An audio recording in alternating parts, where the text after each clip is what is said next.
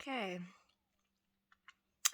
this video has to do with this new terminology that is new to my ears called what Glenn was mentioning, the lawyer, in the other interview called, The Fall of Empire on Beth Martin's channel.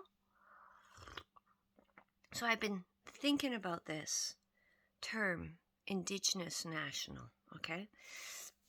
Now, I'm Métis, and this gentleman was trying to tell me, he's trying to tell me how to identify myself as a Métis woman born on this land, okay? This is extremely relevant because I don't identify as that. I don't identify as a person. I don't identify as an Indigenous National. Okay, all the labels, just really let this sink in, okay?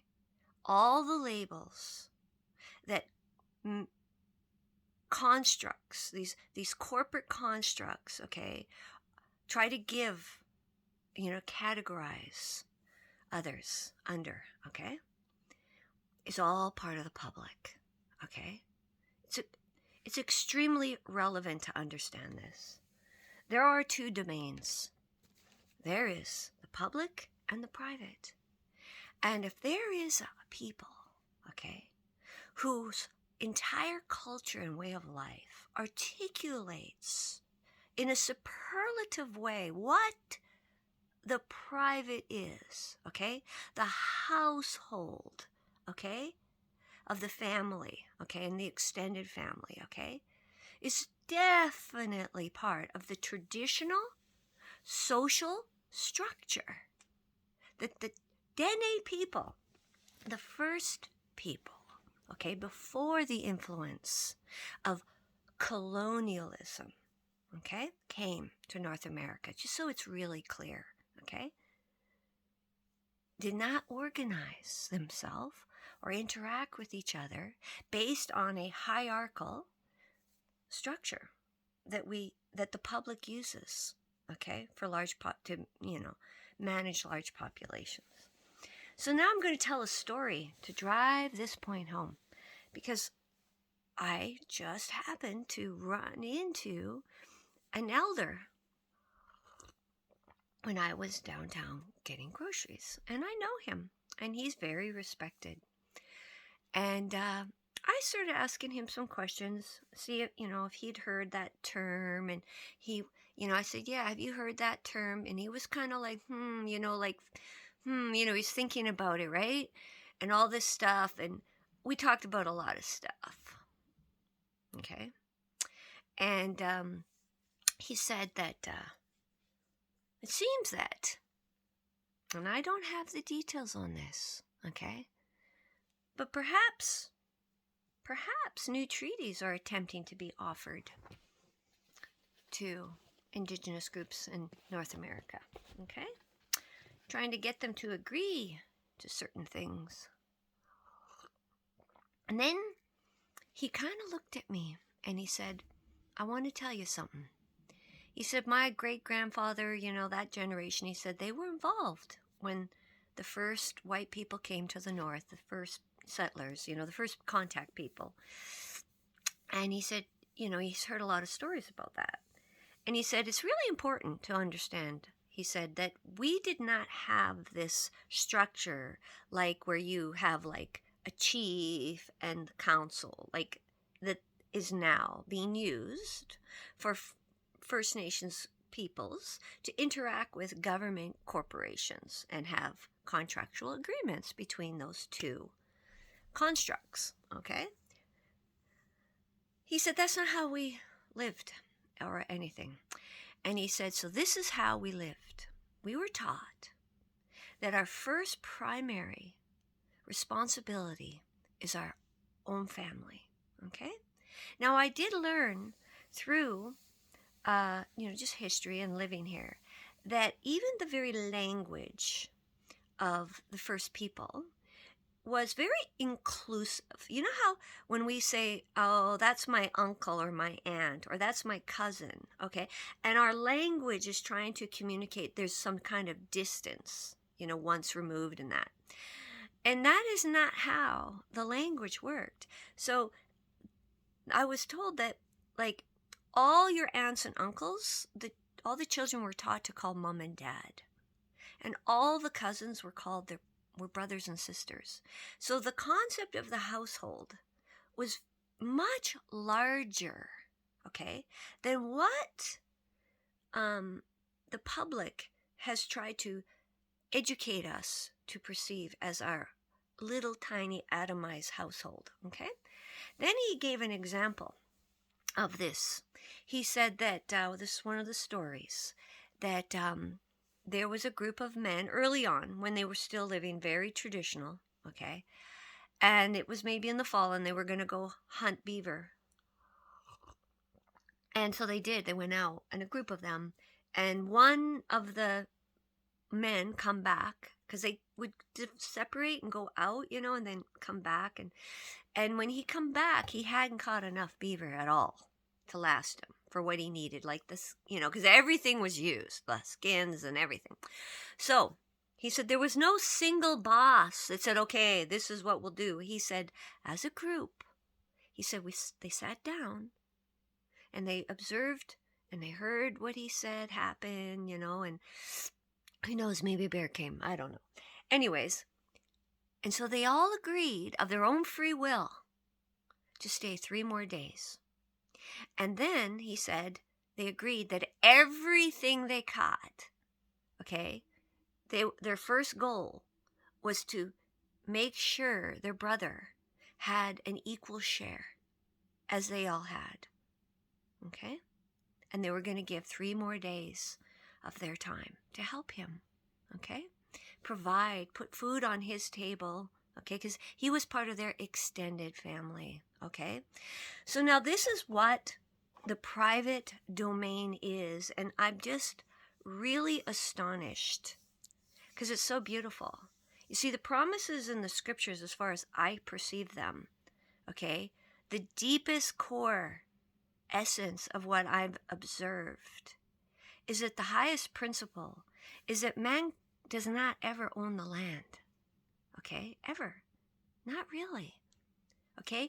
God provides to us through the land, and we might have a territory that we steward and we interact with and we receive our needs through and all of that. So it becomes very intimate. We fall in love with the land where we are, okay? This is extremely important to really grasp, okay? So just to be really clear, just because of my instincts, okay, I smell a rat, okay? I'm not comfortable at all with what the little tiny bit that I've heard so far. I'm on high attention alert, okay?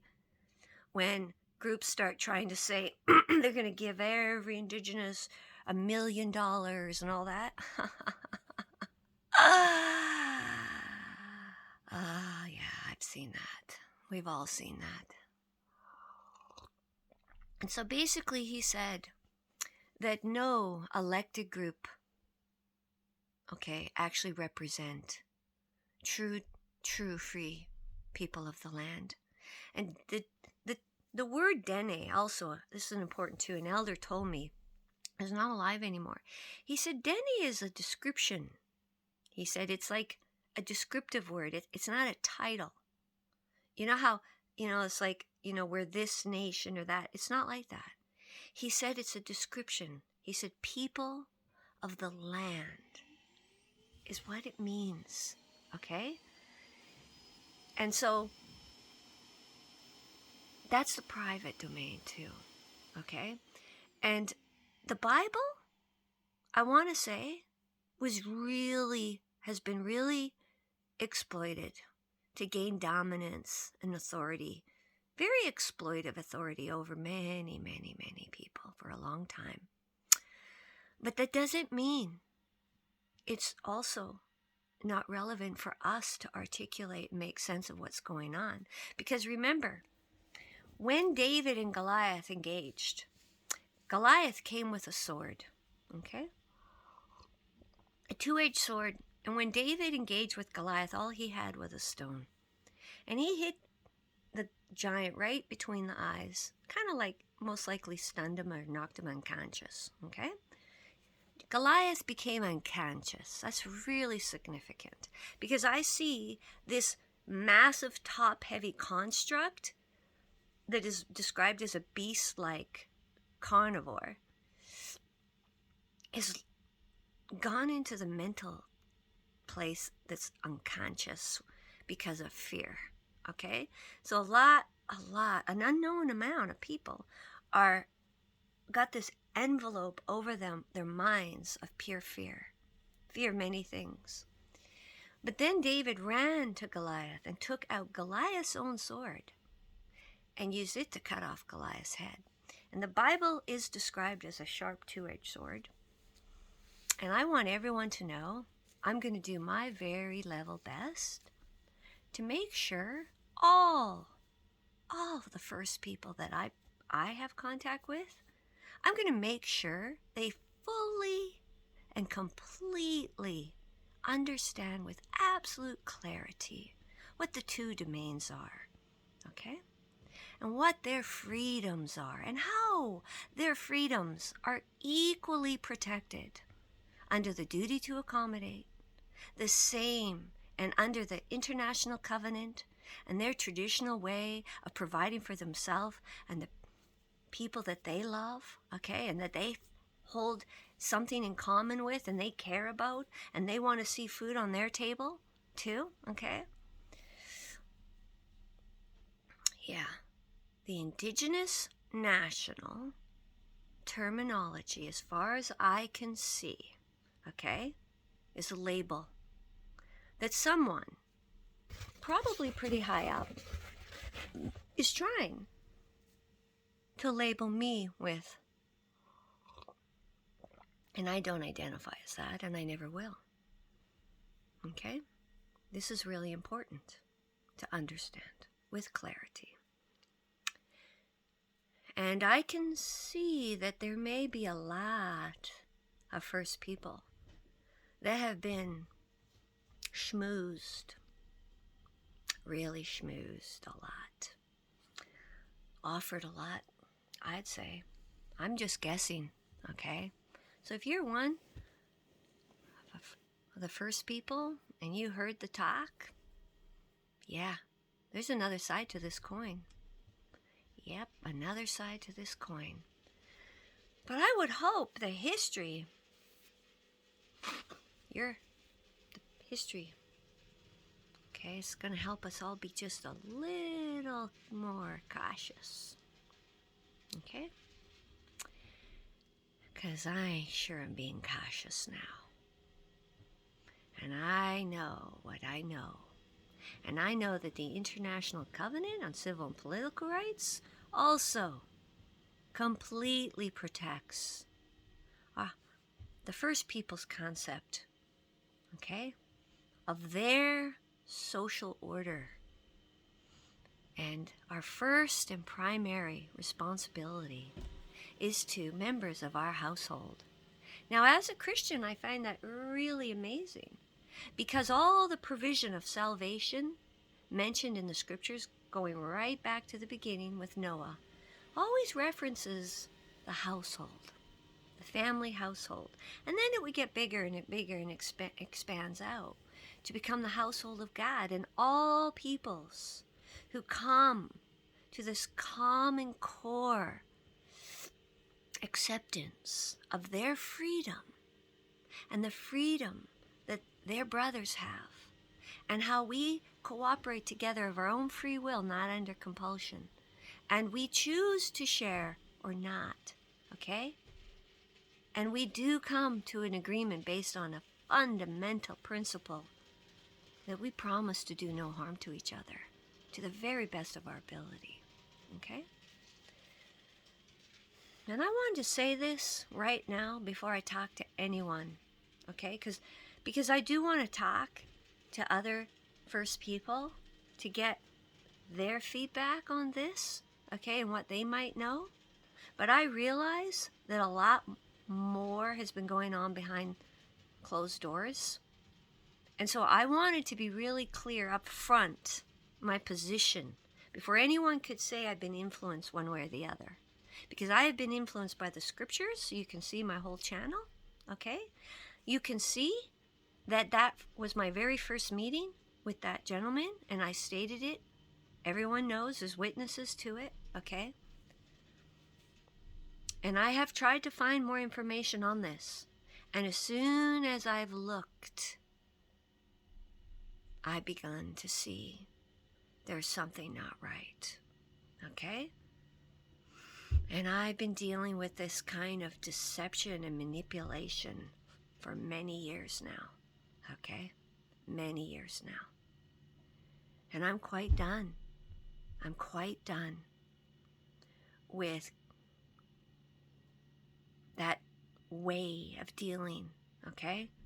But I also want to stress I'm not against the structure of the public that the government people use to self-organize the way they want to live, okay? Because that's their freedom. You see, that is their freedom too, promised under the International Covenant. We are all equally given our freedom, okay? And I am pursuing fully to fulfill my life and my talents and my gifts to give to the world right now, and all the people I care about and love, and who might be what I perceive as part of my household, okay? My concept of household extends out very similar. That's what I found incredibly amazing, to how this elder explained to me the structure. The social order is based on family relationships and friendships and knowing one another, okay, and having an agreement. But it doesn't mean only your intimate, person, like born, It's a broader concept. Are we connected? Are our lives supported through each other's? Okay, you see? We're part of the same household. You see? Yeah. Bringing back intimacy. Bringing back fellowship. Bringing back friendships. Okay? Bringing back, okay, there's another way for human beings to organize ourselves. At the lower level, the simpler level, the entry level, way. What our system would call entrepreneurship. Things like that. Okay? So I hope that helps. But I do not identify, and I no longer accept anyone's label, okay? Because of my spiritual convictions, okay? My intimate, privately held spiritual convictions, okay? Hold me fast with certainty and confidence that I do not identify as an Indigenous National, ever. And yes, I'm Métis, and I live in the Northwest Territories, okay? And my mother and my children were all Métis, and we do not I do not identify. I know about my kids, that's their right. My children have a right to choose their own way of identifying. That's the point here. It's not a label anyone else gives out, okay? Because of Scripture and Revelation, which says when a time comes when we receive a little pebble with a new name on it that no one knows except the one receiving it. Just think about how perfect of metaphor that is for when we begin to receive our clarity of what sovereignty really is. Freedom under God really is. Freedom as a child of God, freedom as a child of creation really means, okay? And to have an understanding of what is right and wrong within our heart. No one compels us, tells me what's right and what's wrong, and how to treat other people, and how to treat my own body, and how to treat the earth. Okay? That's what this is about. I do not subject certain behaviors and choices that I make. God, Jesus said, love God with our whole heart, our whole soul, our whole mind, and all our vital force. Okay? And love our neighbor as we love ourselves. Okay? You could say love members of your household as you love yourself too. Okay? Because normally, traditionally, people of the land never lived amongst strangers. The way the construct of the public operates, it allows people to not have relationships with other human beings that might live right beside them or work right beside them. Okay? And maybe that has a place to serve a purpose, a collective, okay? But that does not mean that that is the only way for living men and women to perceive themselves, because I do not. And I think this video is long enough now. And I will continue to investigate this. I've written some friends and asked them some questions, what they know. But I'm going to be very busy because we're getting hay delivered, so I have to go. And I felt it was extremely important that I make this video today. So thank you, friends. And if anyone knows more, please share it with me. Please, please. That would be very helpful.